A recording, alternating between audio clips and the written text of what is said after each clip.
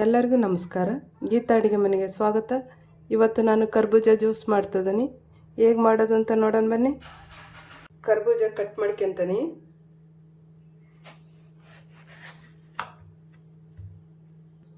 ಇದರಲ್ಲಿರೋ ಬೀಜನ ತೆಗೆದು ಬಿಡ್ತೀನಿ.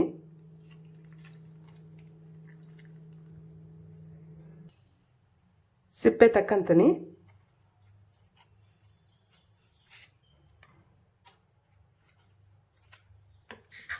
ಚಿಕ್ಕದಾಗಿ ಕಟ್ ಮಾಡ್ಕೊಂಡು ಜಾರಿಗೆ ಹಾಕ್ಯಂತೀನಿ.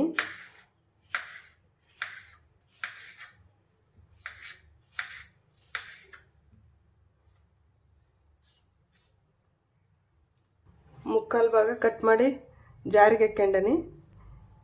ಇನ್ನೊಂದು ಸ್ವಲ್ಪ ಕಾಲು ಭಾಗ ಇಟ್ಕೊಂಡಿದ್ದೀನಿ. ಇದನ್ನು ಚಿಕ್ಕದಾಗಿ ಕಟ್ ಮಾಡ್ಕೊಂತೀನಿ.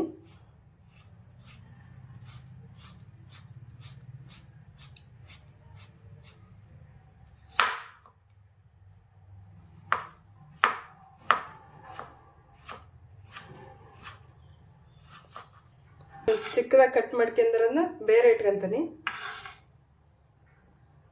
ಇದನ್ನ ರುಬ್ಕೊಂಬರ್ತೀನಿ. ಅರ್ಧ ಲೀಟ್ರ್ ಹಾಲು ತಗೊಂಡನಿ. ಇದನ್ನು ಕಾಯಿಸ್ಕೊಂತೀನಿ.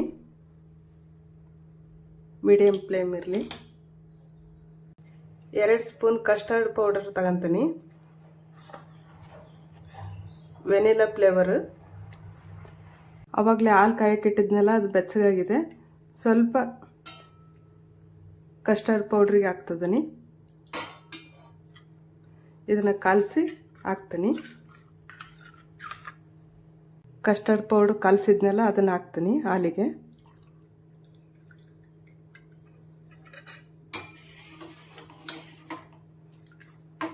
ಒಂದು ಬಟ್ಲು ಸಕ್ಕರೆ ಹಾಕ್ತಿದ್ದೀನಿ.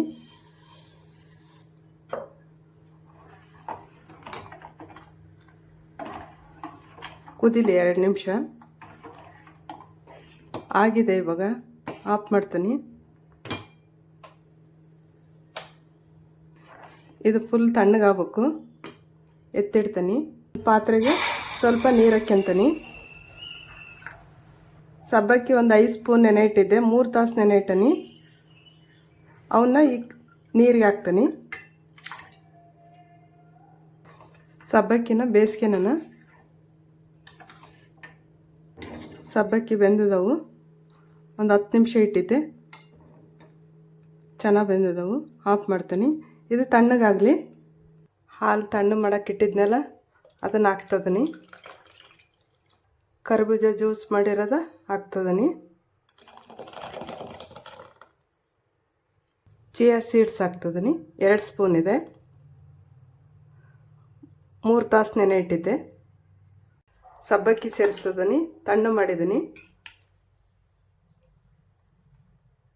ಕರ್ಬೂಜ ಚಿಕ್ಕದಾಗಿ ಕಟ್ ಮಾಡ್ಕೊಂಡಿರೋದನ್ನ ಸೇರಿಸ್ತಿದ್ದೀನಿ.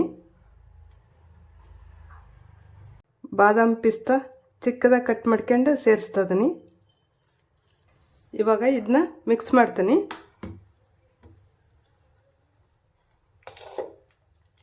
ಇವಾಗ ಇದನ್ನು ಫ್ರಿಜ್ಜಲ್ಲಿ ಇಡ್ತೀನಿ. ಒಂದು 2 ತಾಸು ಇಡೋಣ. ತಣ್ಣಗಾಗಲಿ. ಜ್ಯೂಸ್ ತಣ್ಣಗಾಗಿದೆ. ಲೋಟಕ್ಕೆ ಹಾಕ್ತೀನಿ.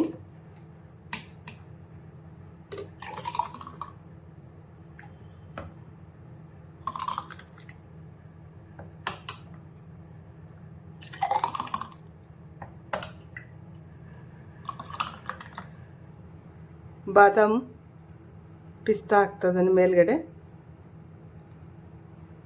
ರೆಡಿಯಾಗಿದೆ. ಕರ್ಬೂಜ ಜ್ಯೂಸ್ ಹೇಗೆ ಮಾಡಿದೆ ಅಂತ ನೋಡಿದ್ರಲ್ಲ. ಈ ವಿಡಿಯೋ ಇಷ್ಟ ಆದಲ್ಲಿ ಲೈಕ್ ಮಾಡಿ, ಶೇರ್ ಮಾಡಿ, ಸಬ್ಸ್ಕ್ರೈಬ್ ಮಾಡಿ. ನಮಸ್ಕಾರ.